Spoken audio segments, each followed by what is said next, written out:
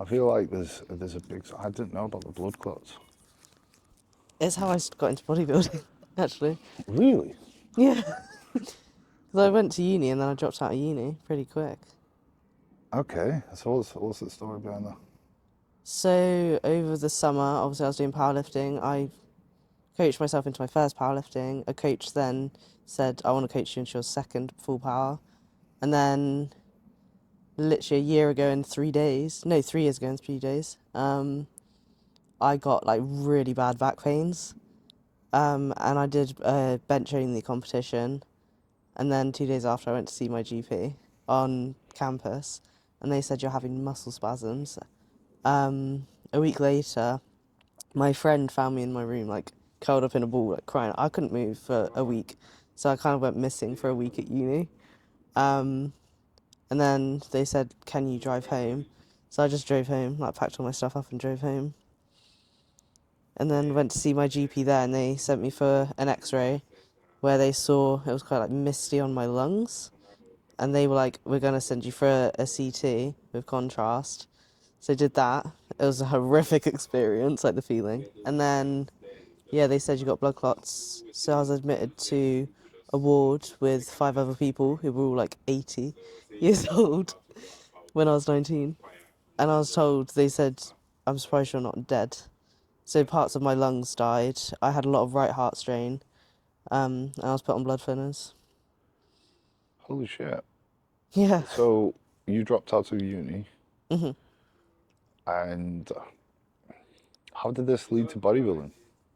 So the person I was seeing at the time, he wanted to be a bodybuilder, and his dream was obviously Olympia, as every like teenage guy's is. Hmm.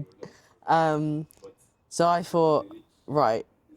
Obviously at the time I was like, we're going to be together for a while, as you do. Um, I want to experience what a prep's like, so I can empathise and have that experience. So when he's going through it multiple times, I know what the feeling's like.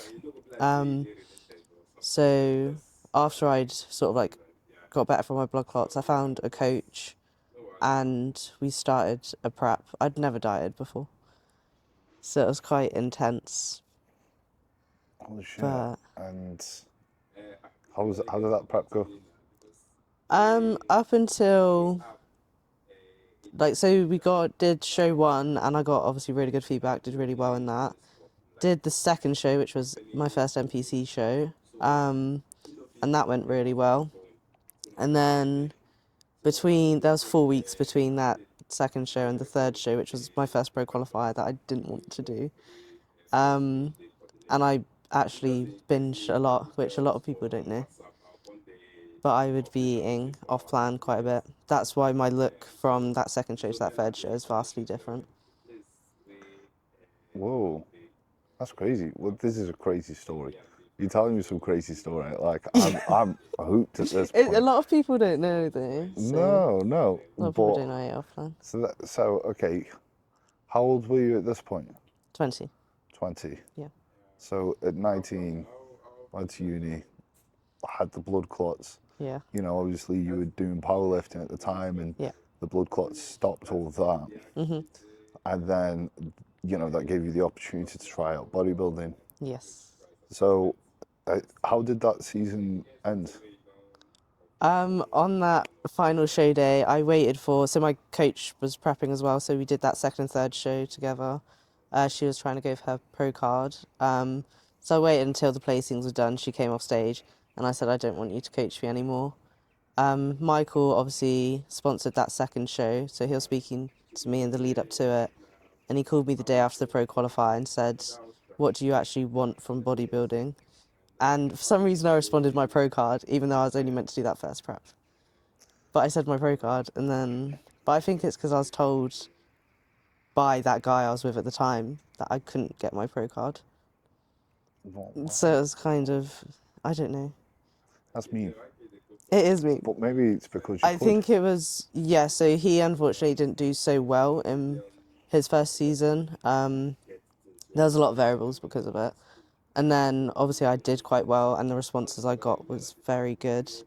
And then when I came second in that pro qualifier to another girl, um, I kind of wanted a redemption as well, I think. So I kind Right, of did yeah. it out of spite in being told I can't do something. That's my fuel for anything. If someone tells me I can't do something, That fuck you I'm going to energy. do it, and I'm going to do it 10 times over. It's so powerful. Yeah, 100%. There's very little that comes ahead of the potency of trying to, prove people wrong. It's that fuck you energy. I am going to do it. When someone says, I don't think you can do this, you Yeah. won't be able to do that. You'll feel almost obligated to prove them wrong, like do the exact opposite from Yeah. that. Like that really was the tone of when I first got into bodybuilding. It's sort of, I had a bunch of people saying, you want to be able to stick to a diet, you want to be able to do a prep. I was like, Yeah. okay, cool. Well, I had the most horrendous prep ever, but like, and Yeah. I don't even know how I would approach that prep now. But one of the driving factors was, and that was my first ever diet as well. I was like 18. Like, fuck you. That's what was in my Yeah. head. I was like, fuck you. If I stop now, It's these people are going to good. be It's right. really good to have something like that. Yeah. But the only thing is, coming away from that, like obviously I got my pro card, and then I had a lot of people telling me how good I am, which then I lost my why. I didn't have someone saying you can't do that. I've had a That's lot it. of people telling me, like you're gonna do so well in this, you're gonna go to the Olympia. So that's the polar opposite from Yeah, what so now I've actually got people fuels telling you. me I'm gonna do something, and I'm like, because I lack a lot of self belief and self confidence. Um, that like I don't see myself there. I've started recently thinking I could do that, Yeah. but I'm still questioning it. It's it's a very unique situation because the very thing that you're accustomed to drawing fuel from is like suddenly disappeared. But it's hard Yeah, to say fuck you to people who are saying you're going to do well. It's yeah, instead of proving people wrong, um, it's this. I want to prove people right, but I don't know if I can type energy. yeah, Because this is something that I can resonate with a little bit, but for me it was drawn out over time. okay, For yourself, that was within a couple of years. That's such an up and down thing for you because you get into yeah, bodybuilding after dealing with all that fucking shit beforehand. That's a lot for someone to go through. And then your second season, how old were you? 21? yeah. 21. So literally a couple of years into bodybuilding, you get your pro card. No, it wasn't. It was. I did my first prep started in May, and then I got my pro card in the April a year later. So not even a year. Not even a year. Oh shit. And Okay. yeah, Yeah. Wow. See, that's from the outside, that looks awesome. yeah. The only thing I don't like about it is, well, two things. Obviously, a lot of people they'll like I didn't have the same feeling that someone who's been working for it for 10 years gets, when they're like so surprised and stuff. And I was like, done it. Yeah. I did what everyone said I couldn't do. Yeah. And then the other thing, I haven't practiced that patience or like living like a bodybuilder. I've had that prep, which went absolutely like perfect. I did everything I was asked. But Holy shit. Yeah. so I had That's 4 months of being a bodybuilder. and it's hard because being a bodybuilder it's hard to relate to being a bodybuilder to the average individual, Yeah, definitely. and it's even harder to relate to getting your pro card within like a year of actually doing it. Mm, So I bet that like sort of felt a bit lonely, that space where it's like, holy shit, I've got these feelings where I've gone from the fuck you energy to people saying I'm doing well, and there's yeah. this long game patience of bodybuilding where I haven't had the opportunity to practice, Mm, and the bar's gone from trying it out and a year later being told to go on the Olympia stage. yeah. I How's that think feel? I put like a lot of pressure on myself anyways. Yeah, I So can where imagine. people think they're supporting me, I view it as pressure. So like I've actually seen that people are supporting me, they're not putting pressure on me because you have to change that perspective. Yeah.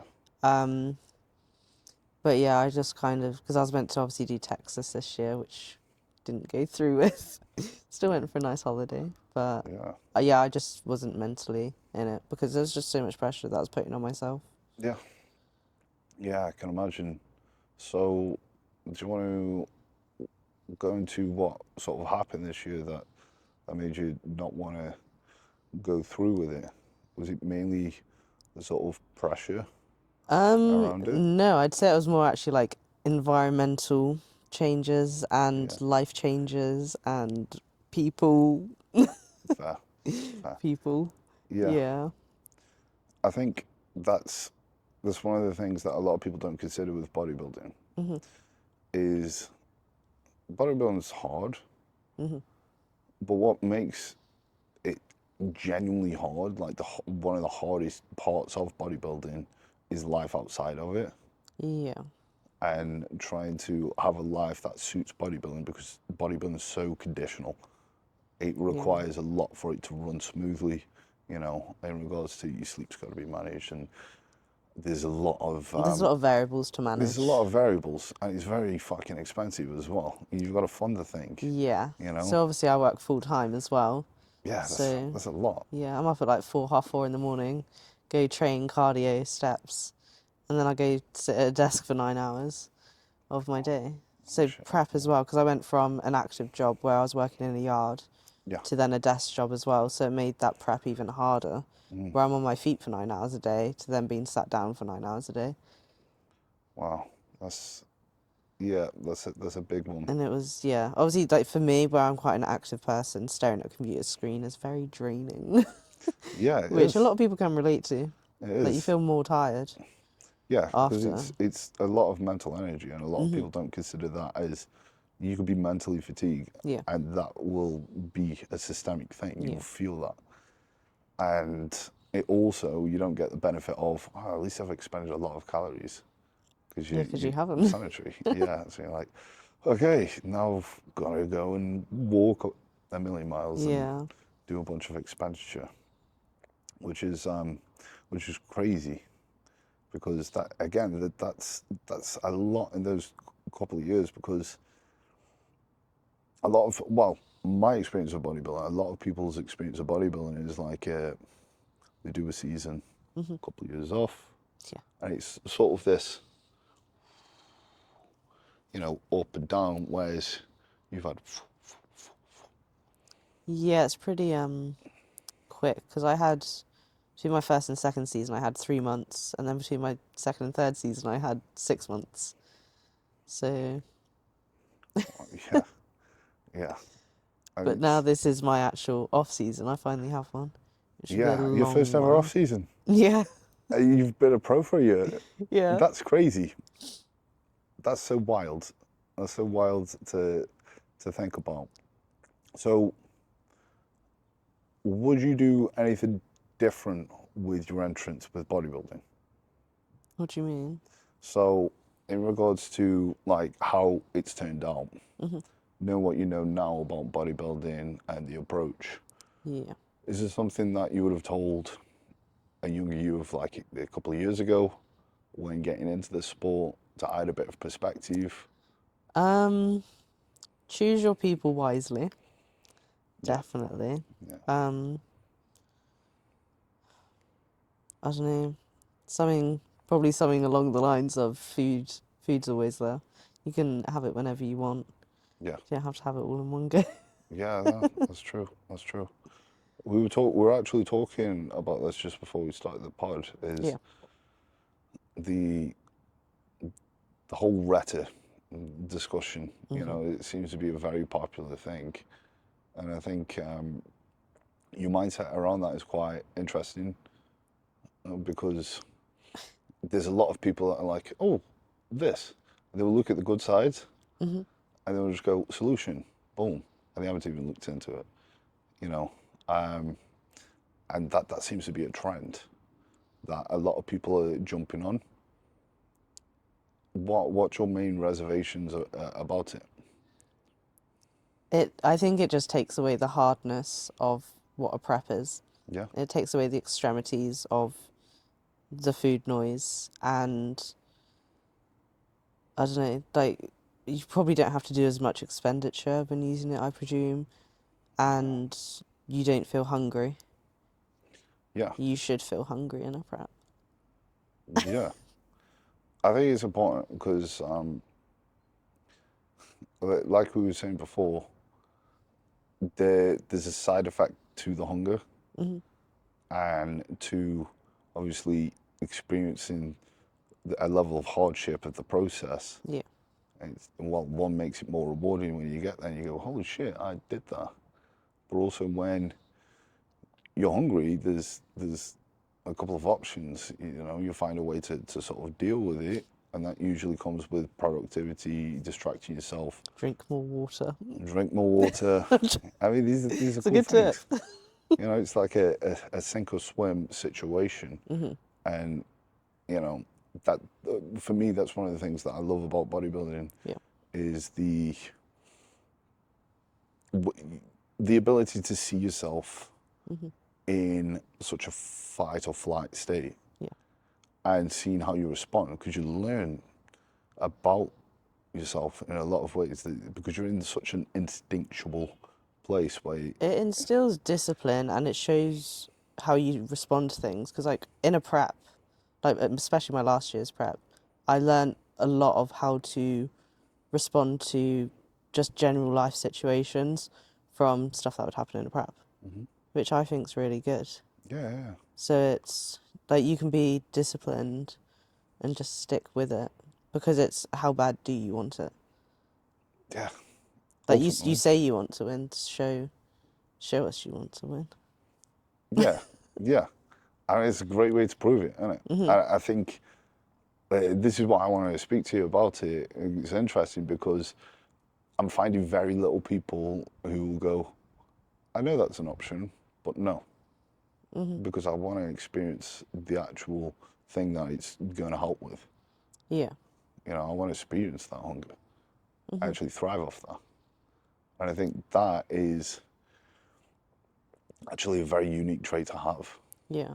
And that's again, you can apply a little bit of a fuck you energy to Hmm. that.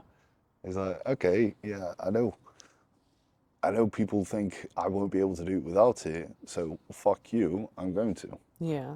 Or I know that this is a solution that a lot of people are Hmm. using, but fuck you, I'm going to Yeah. do it the good old fashioned way. I'm going to be. Yeah, but it's been done for years It without it. has, yeah, it But has. as well, I think it shows an appreciation for, especially in this country, how lucky we are to have food to eat regularly. Yeah, How convenient food is. You can yeah, literally order it via your phone. oh yeah, Like, yeah.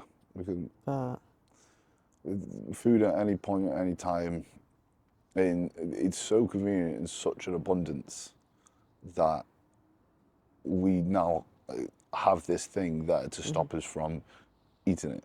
You It's know? greed.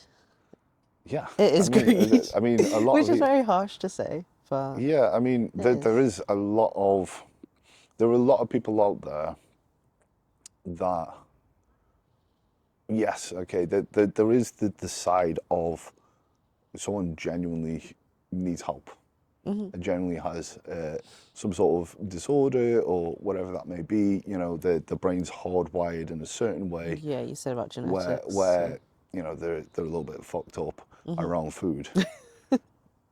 But there's also the other side where there's a lot of people that if this thing wasn't around, Hmm. they probably could have shifted that body fat without it or been able to do the prep. Well, I think as well, like a And lot of people start their prep with it. Start your prep without it, see how your body responds, and if you're getting close to your show, maybe throw it in the final month or something, maybe. yeah, yeah. But I mean, as I was saying to you before, there are people that haven't experienced hunger hmm. too much, Yeah. like a base level of hunger. Hmm. And as soon as they start the diet, they want to use it. without to completely skip any feeling of that hunger. And as we just said, like there's a bunch of benefits of having that. Yeah. Now, I'm sort of in the middle in regards to that, because everything that we're talking about, I absolutely agree with. That there's this thing that it's almost hard to describe that you're going to get out of feeling the hardship of prep. Yeah. And there's also some very cool arguments for it. I think one of the main concerns is someone not having certain habits in place, or establishing. But you should be building those habits Yeah, prior to exactly. prepping. This is what I'm saying. So one of the main concerns of using it is not having habits established, and sort of masking poor habits with this thing, or a poor mindset, and people using it to put a plaster on something, On a bullet wound. and then they become, yeah, That's what it is. and then they become like, yeah, they've got this dependency on it because they haven't worked at all on the mindset stuff. Again, this is separate from the individuals that it's going to be pretty much impossible for them to be able to remove body fat for whatever reason. But again, that I would say that's the big fear of it, is there's going to be a lot of people using it to mask bad habits. Yeah. And a poor mindset, like no mindset work. And that's going to be very interesting to see how that plays out in the long term. Because then there's probably going to be a bunch of people using it and be like, holy shit, I'm now addicted to whatever version's out. Yeah, but as well, there's not enough studies to see someone using it for like a long period of time. How is it going to affect your body over a long period of time? It's true. That's Because true. people use it, what, for a couple months maybe, and then come off it. Some people. I don't know Some how long it's people. been used for. I mean, I haven't researched it that much. yeah, I mean, people are using it all in all manner of ways. Some people, like I say, won't come off, and I think that's the scary thing, is you were living a life without it, and now you can't live without it, and your habits are no better. And Yeah. I think that would be the scary thing, that they're just consistently using it, and yeah, it's going to be hard to predict the long-term effects of that, whether it be directly or indirectly. It's going to be an interesting one to watch, you know.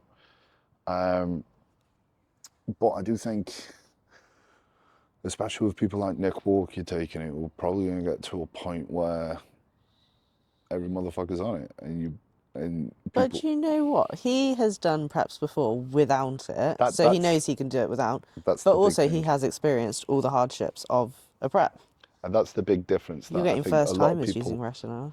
Yeah, I mean, like I said, there's people who just want to lose a little bit of body fat and they're depending on it straight from the gate. Yeah. That's the scary shit.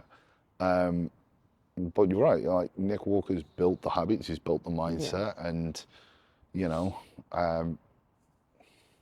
he's using it. And I think, bodybuilding is going to get to a place where prepping without Reta would be like going through labour without any painkillers. You know. But people do it. But people do it. People do it. To be honest, I don't know why. I have no idea. Or maybe it's the same thing. I've never Maybe it's more heard rewarding. stories of that, but Maybe it's more rewarding after. Maybe like they love the kid more. It was like, oh man, that really what I fucking went hurt. through for you. Yeah, you fuck, yeah. I don't know. I'd be a little bit annoyed. It's like, wow, that felt like I was having a fucking awful. It's like a time. guy passing kidney stones, though, surely. To be honest, I've not done either. I can only potentially do one, and it's Wow. neither of them sound good. Neither of them. I want to avoid both of them.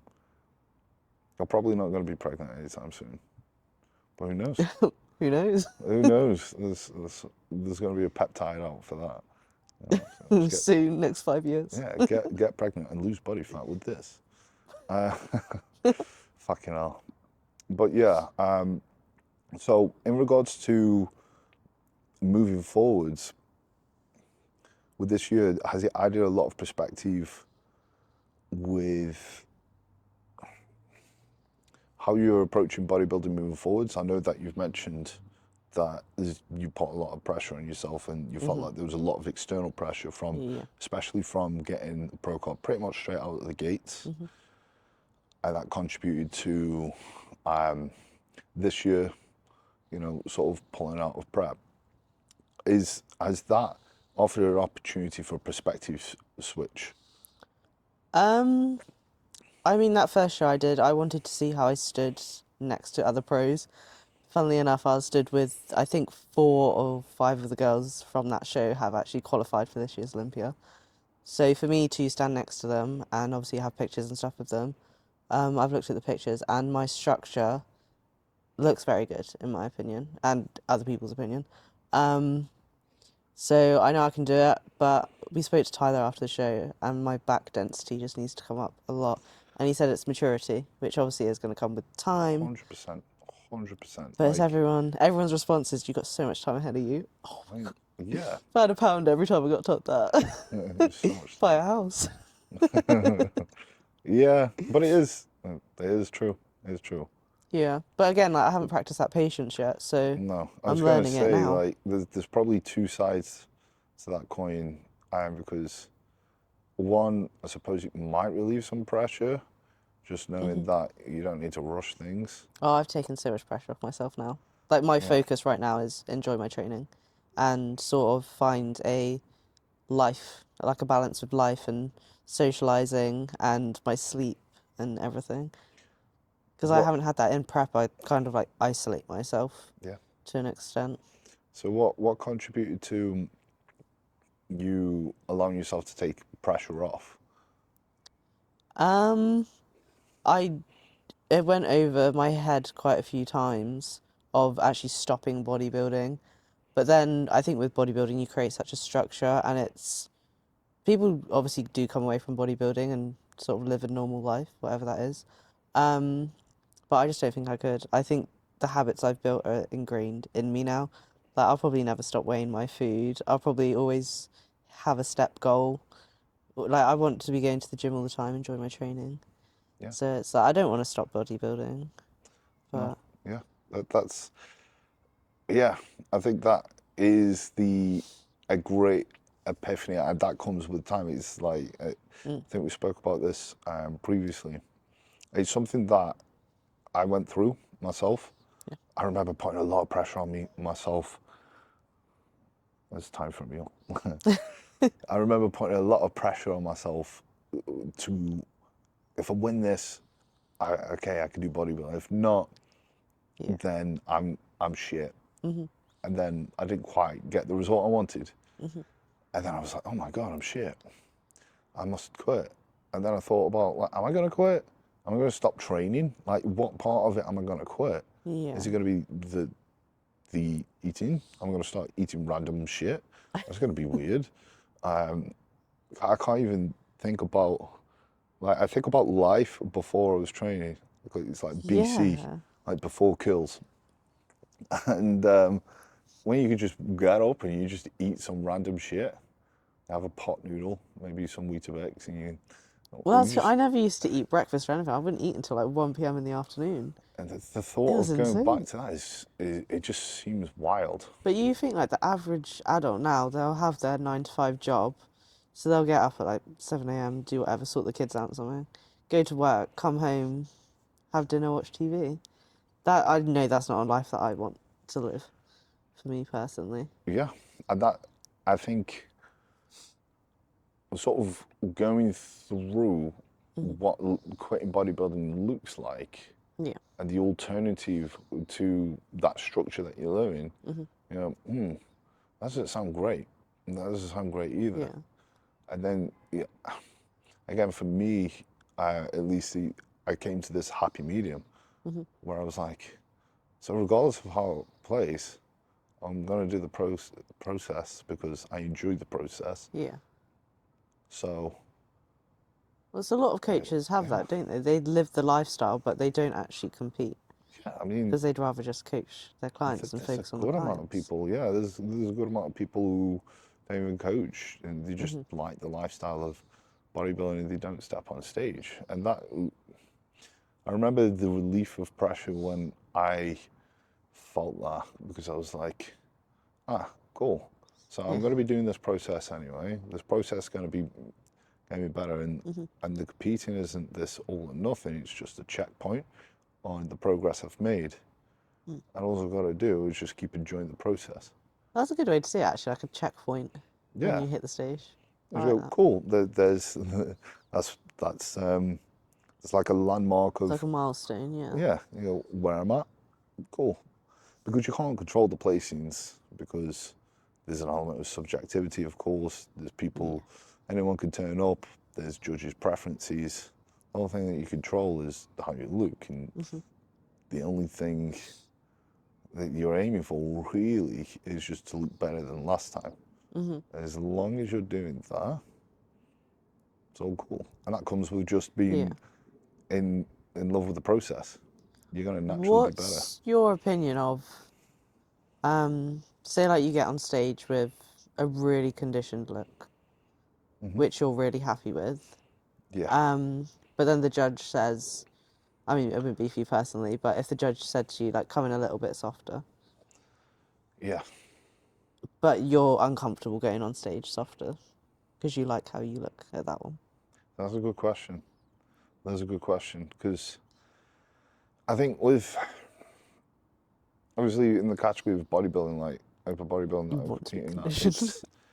it's it's in some ways the most simplest class. You just got to be massive and shredded as Yeah, much as possible. You know, you that want is to, the criteria. yeah, it's like They want you've got to freaks, think mass of monsters. everything. Everything's to the max. Yeah, You know, all the attributes max. Whereas with other classes like figure, bikini, yeah, us you girls can't are have that to the struggling. max. You've got to find this line. It's Yeah. like you can't be too soft, you can't be too lean, Hmm. and that look is essentially dictated by the judges, and not your preference, right? Because Yeah. a bodybuilder can find a happy medium in their prep where they like, you know, they like it, and then if they wanted to, they could just float there if they wanted to. If Yeah. they don't want to be that peeled, and I think most people don't want to stay that peeled anyway. But I suppose it's assessing the priority for you as an individual. Is what do you care most about? Hmm. Is it the placings that you get on stage and moving up in the sport? Yeah. And with that, you just got to do what the judges ask. Yeah, But but the only also thing your is that look that is judge has might to not be be at the fun. next show as well, Yeah, and which there's going to is, be an element. So in that case, you want to get a general view yeah. of what it is, because I've known someone who's had that exact feedback, and then they've come a little bit softer, although they're not comfortable. They got told Right. they needed to be a little bit harder, Yeah, see, that's the and problem. that's an issue. So, but in regards to their scenario, I was like, cool. The good thing is Yeah. you get to bring the look that you want now, Hmm. because you've tried it their way and you've got Yeah. evidence that that is not what they're after. And this is where, again, different judges, different preferences. So I suppose if they're asking you to bring a look that you're not quite comfortable with, Hmm. one thing you got to check is that that is exactly what is needed, Yeah. or if there's an alternative way. Maybe they're asking you to be a little bit softer because they want to see more fullness to your physique. Hmm. In that case, then adding muscle will bring that fullness, and then potentially you might be able to keep that level of Yeah. lengthiness. Or maybe, you know, you've got striated glutes as a female competitor, and they're Hmm. like, okay, maybe We don't want that. we don't quite want that. And then I suppose from there, you go, okay, is there another category that's more in line with the look that I'm wanting to bring on stage? Yeah. Which one suits what I'm trying to bring on stage? That's another thing as well, though. People try fit into categories they don't let their body just like naturally go to a category. It's true. That bugs me. Yeah. It So bugs me. I think if you're a first timer Mm, or you just do one show, yeah, I think there's more room to just pick a category, try it out, and yeah. but if you're wanting to actually Well, it's to get that compete, stage experience yeah, as a first timer. you do whatever you want. Really, Mhm. you can not diet and turn up. Like if that's how you want to experience Yeah. bodybuilding, you can do whatever you want. But obviously, if you're wanting to go somewhere, you've got to then be aware of what class you're fitting into Hmm. and where you're going. Um, Maybe someone wants to do wellness, but they just don't have that physique. Yeah. You know, they're just very top heavy. The legs just don't grow that way. Hmm. Or maybe someone wants to do bikini and they just don't have the structure, and they're probably better suited to grow into their structure and Yeah. do a bigger class. Again, that's where you've got to accept. You go, okay, for me to take part in the way that I want to, Hmm. I've got to acknowledge the trade-off. Yeah. And the trade-off is I've got to suck eggs and compete in this class that I'm more suited to. Hmm. And I had that exact experience because I remember when I became assisted, Right. I was like, I want to be classic. Literally every guy says Yeah. this. In my head, I was like, okay, this is my way. Because I spent a long time doing natural bodybuilding, so I was like, oh, do I go assisted or whatever? And I was like, okay, this is the in between. Hmm. This is like I don't have to go too extreme with Yeah. everything, but I could still compete in the IFBB. There's a nice happy medium there, and I got told that I want to be classic and have a classic Ooh. physique. I was like, It's like okay. tough to hear, though, isn't it? Well, I yeah, I think. was like, God, I've got to get massive now. I've got to get like big What a as. shame. It's very weird because there's classic, and unless you are a short individual, I'm Hmm. not saying I'm really tall, but I'm like for 212, you've got to be like 5'6", and I'm like Yeah. 5'8". So if you don't quite, if your look doesn't fit into that height to weight cap in classic, Hmm. you're then left with getting as big as fucking possible. There's no in between. Yeah, well, I think that's awesome. It is It's awesome. I bodybuilding. love it. Yeah, because that's how I. It wasn't like. Then I had to. I was in this in between thing, Yeah. where I wanted to do classic. It wasn't likely that I was going to do well in classic because for Hmm. me to build that frame, Yeah. I'd be over my cap. So I couldn't go backwards to being natty. I could be in natural shows like, hey, I've had a year on gear, but don't worry, I won't do it anymore. You know, they won't accept that. Go wait 3 No. years, mate. So I was like, okay, I need to accept the trade-off for what Yeah. I'm gonna do. Am I prepared to go to the extremity to be open? Okay. And I thought of all the cool shit. I get to be stronger, I get to be bigger, Hmm. I get to not hold myself back to fit in a cap. Yeah, and train as hard as you want as well. Yeah, And that's why most bodybuilders do it. In yeah. training. But it was just obviously like comes with it. Like fast forward a few years later, I'm sleeping with a CPAP and all that Yeah, type the of stuff. health. Yeah. Yeah, it's like a really long scrubber to clean my back. So yeah, I suppose that's quite similar to, when you get told to bring a look that you don't want to necessarily bring, or Hmm. going into a class that it's not your favorite class to go in. Yeah. There's got to be a point where you've got to suck eggs, Hmm. and again, depending on what you want. Like everything, what I've learned about not just this process and life in general. One of my favorite quotes is that there are no solutions, only trade-offs. Like everything's got a trade-off. Yeah. Like absolutely everything. You think, oh, there's a trade-off, and you've got to accept the trade-off of, okay, for me to be progressive in the sport, I've got to accept these trade-offs. Much like to take part in it, the trade-off is No, that's very true. I've got to be tired, Yeah, I've got to spend a lot of time at the gym. I can't go to bed whenever I want. I've got to, there's yeah, got to be an element of sucking eggs. yeah, But again, that's with anything. If you want to, there's always going to be sacrifice if you want to be. Well, the greater you want to be at something, the more sacrifices that it's going to take, right? And sometimes some people need to sacrifice more than others.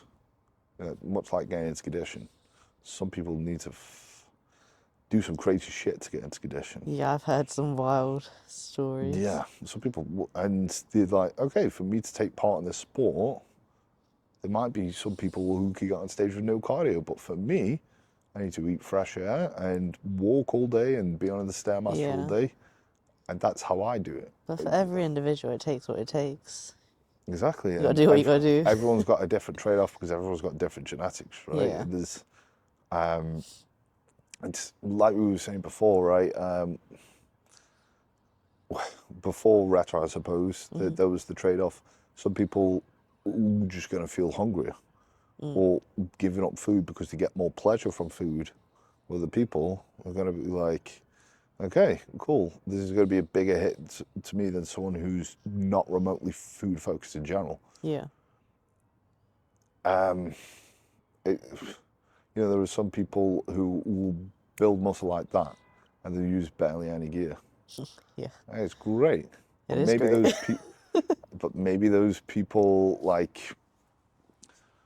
might have an issue with getting shredded, like we're saying, and that's their trade-off. And there's some people that just fucking have everything, right? You've got. I mean, I could say Ronnie Coleman, but I mean, he worked. He's still putting the work. Yeah, he put in. He was like. He worked as one of hard the as hardest- anyone else. Yeah, exactly. He just. I think he's the rare exception of the genetics. He's got all the genetics pretty much, and also the work ethic, and that's just slammed together. Incredible combination. Yeah, you get Ronnie Coleman. And that I suppose it doesn't matter how genetically gifted you are.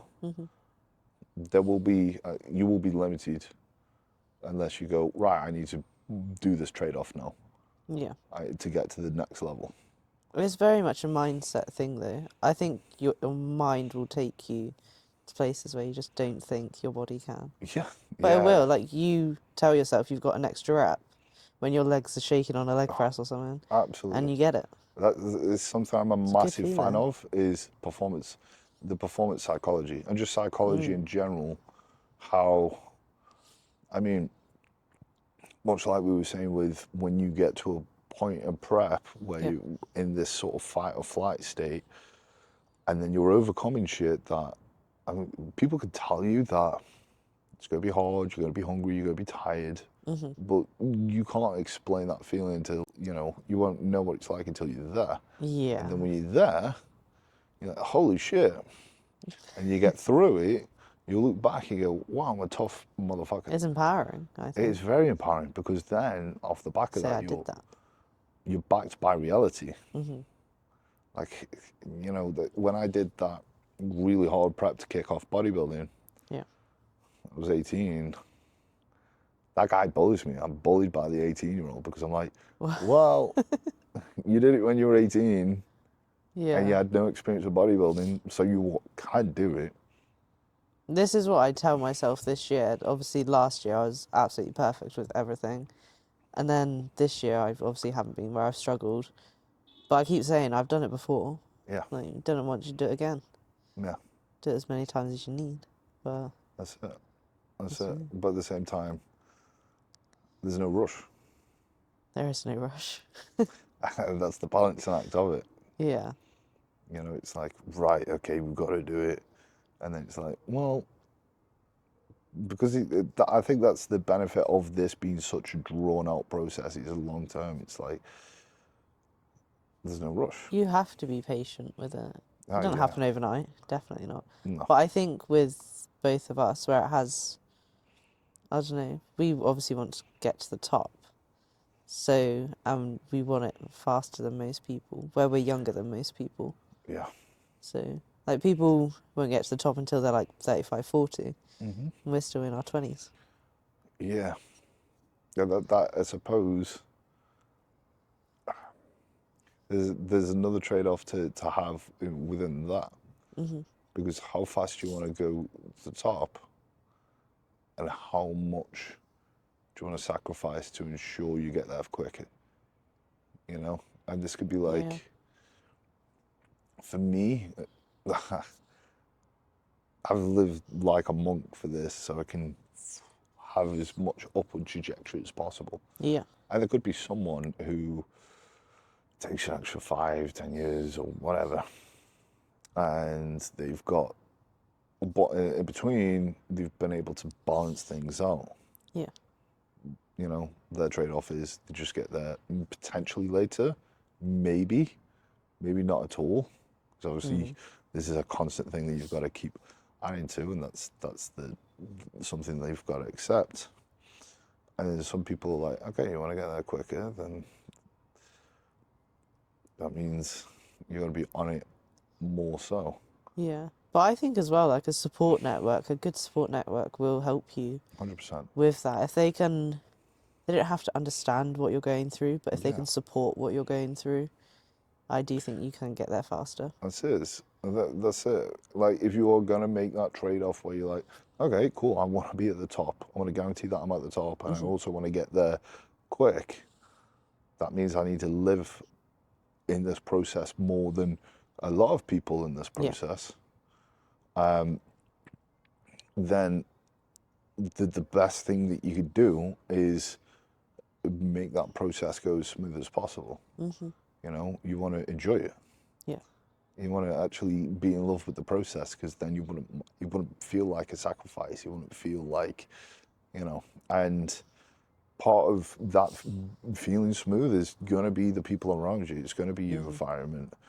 Like, if you were just trying to do this process, and you know, I think we've both been there before, where you've got a bunch of people telling you that, well, just causing friction. Yeah, you just get that resistance and it makes it harder. Yeah, it's, so I say, it's bodybuilding is hard, but life outside of bodybuilding makes it hard, makes it really Yeah. hard. But the thing is, there's Especially when life it's not without bodybuilding, but there's, do you yeah, know what I mean? yeah, Like, you have to put your life first, hmm, always, no matter how much you want bodybuilding. yeah. That's it. That's it. And if you can have those two things complement each other, Hmm. so you can do the bodybuilding without it affecting life, and life without affecting bodybuilding. Yeah, If you find a way to have that type of synergy, then that's how you win. that You is know, how you win. that's how you win. You know, when you've got the people, your relationships with people, you, like I said, your environment, whatever. Hmm. It's all conducive with where you're trying to go, and they complement each other. That's how you win. You know, and you Yeah. can have someone else going, okay, I'm going to lone wolf this, and I'm going to just suck eggs, and just literally try to get through pure willpower. And that's it. They're not motivated or disciplined because they're not motivated or enjoying it, because the life outside of it is just not complementing it. They're Mm. not going to do as well as the person who's having a fucking sick time and doing the process. Yeah. But there are going to be times where you've just got to pay your dues. And it's just gonna, you will have to have that willpower. You just want to make it so that's, if you can, if it's within your control, not all the time, you know? You can only control like certain things though. Some Yeah, for things you just sure. gotta like let go For sure. Yeah. as well, which I don't do. I think that's I'm another a one is, stressor.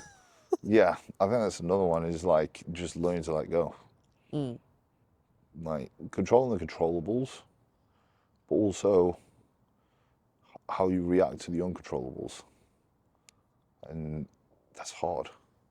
Yeah, I do think gradually like you just learn to sort of let stuff be. Yeah. Like I've definitely done that this year. I'm like, Yeah. oh, that's happened. I can't actually do anything about that, so I'm not gonna. That's it. That's focus it. on it. That helps so much. Well, someone in the gym, when I was like going through a rough time, he came up to me and said, just write down everything that like you see as a problem right now, and then scribble out everything that you cannot control. What you left with? I was left with like two Just things. solutions. Yeah, I was like, okay. there you go. But And it puts it into perspective, and then you could just, I mean, potentially zone in on just those two things, and just, there's other things. The way I see it is, a lot of the time, when when you look back, the biggest issues that you've had in life, and you forget about them, and you move on, and you can reflect, you go, oh man, I remember like feeling like my back is against the wall here, and yeah, I got through it, yeah, and it wasn't an issue anymore. But I thought that was the end of everything, the end of the world at the yeah, time. And the amount of times that happens in life, I think recognizing that, it just puts things at ease. That shit is just temporary. yeah, You know, definitely. like another great quote that I loved. I can't remember where I saw it from, but it was like, in the end, everything will be okay. And if it's not, then it's not the end. Yeah, I've heard that one. That's pretty cool. It is a good one. But that pretty much summarizes that. The uncontrollables, I mean, chances are, based on the past, in a year's time, you probably wouldn't give a fuck about them. Well, I A think lot of it's them. very much like situations. It's if you can't control it, it's how do you respond to it. Yeah. But it's also if it's a bad situation, what do you learn from it? Or even a good Yeah, that's situation, it. what are you learning from it? That's it. That's it. And that way, you're constantly winning. You fail, well, it's a lesson so that you can win. Yeah, And you win, obviously, that's a symbol of you getting through all yeah, those tough times. And it's also recognizing that you can't have the good without the bad. And if you just had the good, then you wouldn't know it's good. it'll just be, You it'll would just just be be, a and you'd be thing. pretty bored, you know? So that's got to happen because it makes the good times feel great. And that's why, obviously, feeling that hunger and prep it adds to the rewarding feeling that you get at the end, Yeah, definitely. So it's, I suppose it's recognize that it's essentially all this is just mental framing. It's definitely how you look at things. It's Yeah, your perspective on everything. yeah, Like my prep last year, I did express like a lot of gratitude when I'd get up in the morning, walk my dog. I expressed like a lot of gratitude, and I was always positive and happy. And then this year, when things got a bit harder, I noticed myself become more negative, yeah, and I think people around me noticed that as well. I wasn't as happy or smiley, and I was a bit like, oh, why is this happening to me? yeah, And it made it harder, so much harder. yeah.